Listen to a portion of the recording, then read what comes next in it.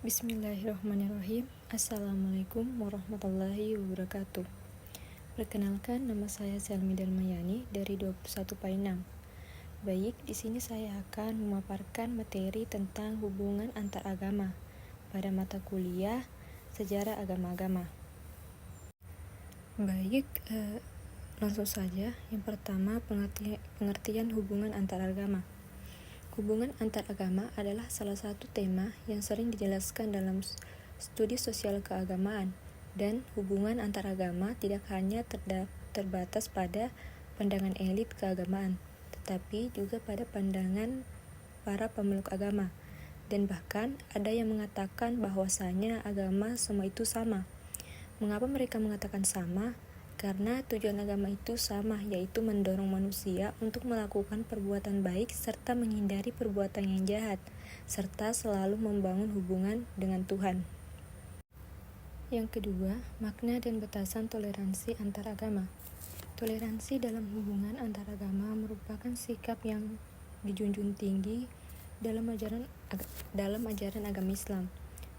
Toleransi ini merupakan prinsip yang diharapkan untuk saling mencintai sesama manusia, sikap menghargai, menghormati, dan menjaga kebersamaan antara berbagai agama, dan selalu menjaga kerukunan antar umat beragama.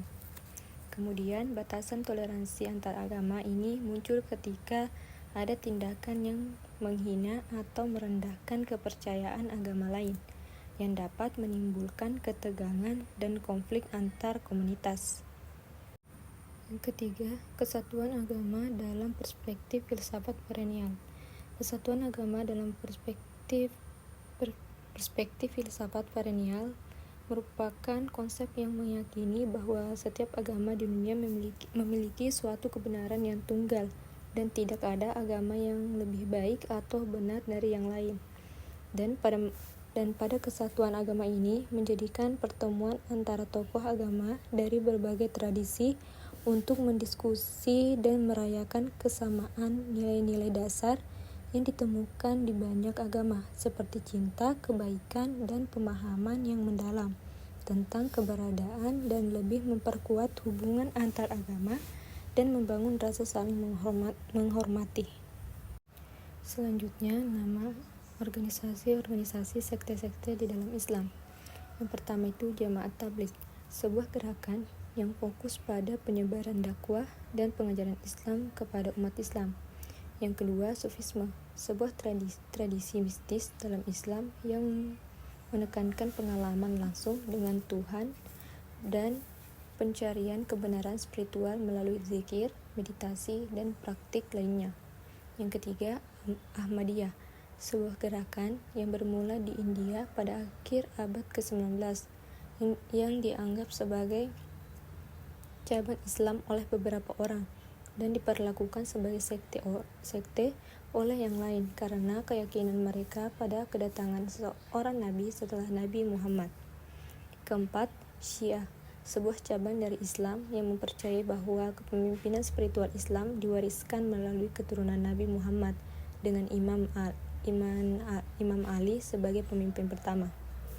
Terus yang kelima yaitu Wahabi atau Salafi, sebuah gerakan yang menekankan pada interpretasi Islam yang sangat konservatif dan seringkali literal dengan penekanan kuat pada prinsip-prinsip awal Islam. Yang terakhir yaitu munculnya sekte-sekte di dalam agama Islam. Pada periode awal Islam, setelah wafatnya Nabi Muhammad, muncul perbedaan pendapat tentang siapa yang seharusnya menjadi pemimpin umat Islam, yang kemudian mengarah pada perpecahan antara Sunni dan Syiah.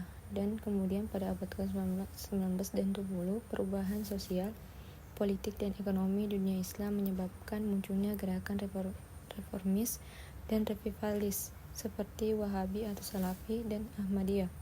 Kemudian perkembangan intelektual pada diskusi dan debat tentang interpretasi Al-Quran dan hadis, serta peran akal dalam agama, telah memunculkan sekte-sekte seperti Sufisme dan Jamaat Tabligh. Dan kemudian pengaruh politik pada ambisi politik dan kekuasaan seringkali telah memicu munculnya sekte-sekte baru atau perpecahan dalam sekte yang sudah ada, seperti yang terjadi dengan berbagai gerakan separatis di beberapa negara Islam.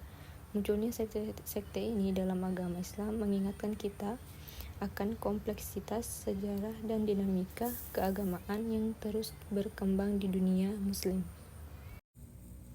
Baik, adapun kesan saya mengenai hubungan antar agama ini yaitu cerminan dari kedewasaan moral dan intelektual manusia dalam mengelola perbedaan yang ada di tengah masyarakat.